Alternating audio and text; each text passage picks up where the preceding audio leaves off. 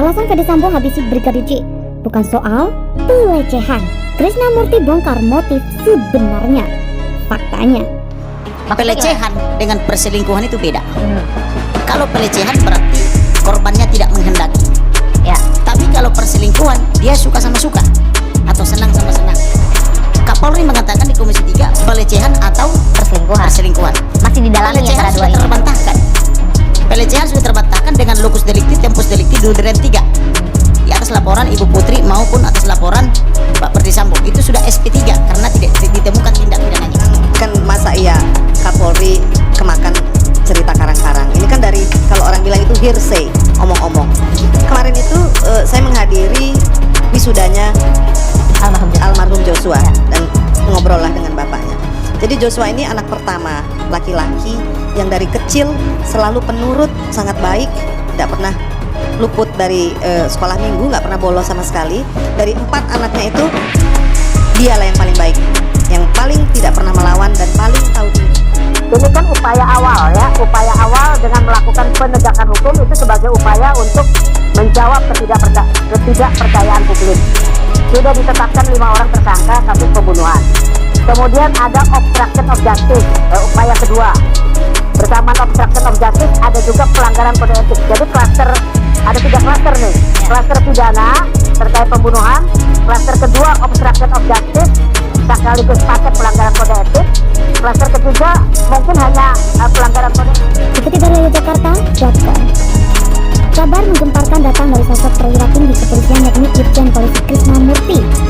Irjen Polisi Krisnamurti masih terus dikait-kaitkan dengan tersangka pembunuhan berencana terhadap Brigadir J yakni Ferdy Sambo. Seperti yang diketahui dulunya, Krisnamurti dan Ferdy Sambo merupakan satu tim dalam kepolisian.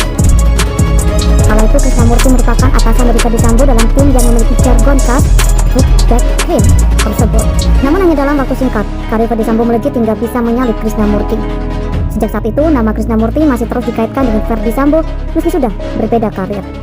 Terbaru, Krisnamurti ramai dikabarkan membongkar motif sebenarnya mengapa Ferdy Sambo tega menghabisi nyawa Brigadir J.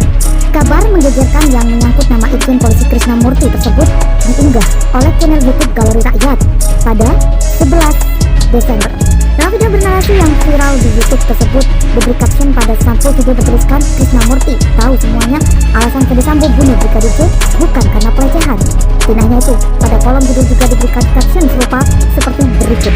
Akhirnya, Krisnamurti buka suara. Ternyata karena hal ini, Ferdy Sambo tega habisi nyawa Brigadir J.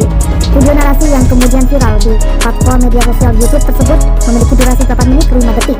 Akan tetapi, saat ditonton secara full, video bernarasi dengan durasi 8 menit 5 detik tersebut sama sekali tidak ada informasi mengenai pernyataan Krisnamurti.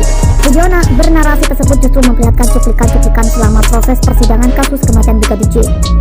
Selain itu, hanya ada pendapat dari beberapa ahli seperti pengacara dan ahli forensik yang turut berkomentar perihal kasus Ferdy Sambo tersebut. Sehingga bisa disimpulkan jika video yang menginformasikan bahwa Krisnamurti mengungkap motif Ferdy Sambo tersebut hanyalah hoax. Dapat disimpulkan juga jika video viral tersebut menggunakan judul clickbait. Baradae ungkap momen sandiwara Ferdy Sambo usai habisi Brigadir J. Dikutip dari Jakarta, Kompas.com.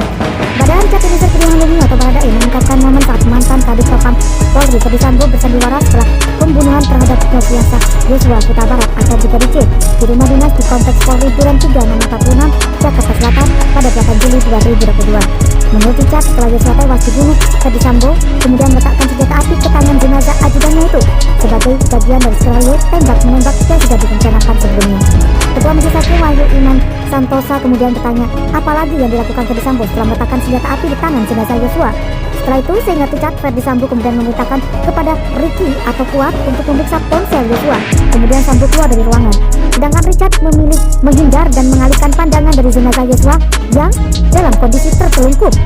Menurut Eliezer, tidak lama kemudian salah satu ajudan lain Ferdy Sambo, Adzan Romer, masuk ke dalam rumah dan bertanya tentang apa yang terjadi. Akan tetapi, Richard mengaku saat itu pikirannya kosong dan baru fokus kembali ketika tangannya ditepuk oleh Romer.